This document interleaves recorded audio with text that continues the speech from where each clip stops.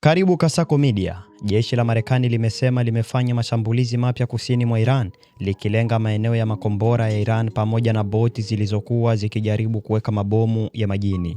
Kamandi kuu ya jeshi la Marekani CENTCOM imesema katika taarifa kwamba mashambulizi hayo yalifanywa kwa lengo la kujilinda na yalikusudiwa kulinda wanajeshi wetu dhidi ya vitisho vinavyotokana na vikosi vya Iran. Msemaji wa CENTCOM, Captain Tim Hawkins, alisema jeshi la Marekani linaendelea kulinda vikosi vyake huku likionyesha kujizuia wakati wa kipindi cha usitishaji mapigano kinachoendelea. Mashambulizi hayo yamefanyika wakati msemaji wa Wizara ya Mambo ya Nje wa Iran, Esmail Baghaei, akisema kuwa kuna maendeleo fulani yaliyopatikana katika mazungumzo na Marekani, lakini akasisitiza kuwa makubaliano ya kumaliza mzozo huo hayako karibu kufikiwa. Kwa mujibu wa Kapiteni Hawkins, mashambulizi hayo yalilenga eneo karibu na Bandar Abbas, mji wa bandari ulioko kusini mwa Iran na makao ya kambi ya jeshi la wanamaji la Iran katika mlango bahari wa Hormuz. Vyombo vya habari vya serikali ya Iran vilikuwa vimeripoti awali kuwa maafisa wa eneo hilo walikuwa wakichunguza chanzo cha mlipuko uliosikika katika Bandar Abbas. Hadi sasa, Iran haijatoa tamko rasmi kuhusu mashambulizi hayo ya karibuni ya Marekani.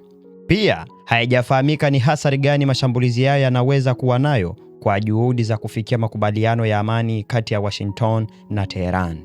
Mwishoni mwa wiki, Rais wa Marekani Donald Trump alikuwa ameashiria kuwa pande hizo zilikuwa karibu kufikia makubaliano, lakini baadaye alisema amewaagiza wapatanishi wa Marekani kutoharakisha mchakato huo. Marekani na Iran zimekuwa zikiheshimu usitishaji mapigano tangu Aprili 8. Hata hivyo, Iran inaendelea kudhibiti usafiri wa majini katika Ghuba kupitia mlango bahari wa Hormuz, huku jeshi la wanamaji wa Marekani ikijaribu kuzuia shughuli za bandari za Iran. Mzozo huo ulianza Februari 28 baada ya Marekani na Israeli kufanya mashambulizi makubwa dhidi ya Iran. Tehran ilijibu kwa kushambulia Israeli na baadhi ya mataifa washirika wa Marekani katika Ghuba, pamoja na kuzuia kwa kiasi kikubwa usafiri wa majini katika mlango bahari wa Hormuz, hatua iliyochangia kupanda kwa bei ya mafuta duniani. Basi kwa kupata mengi zaidi, jiunge na Kasako Media.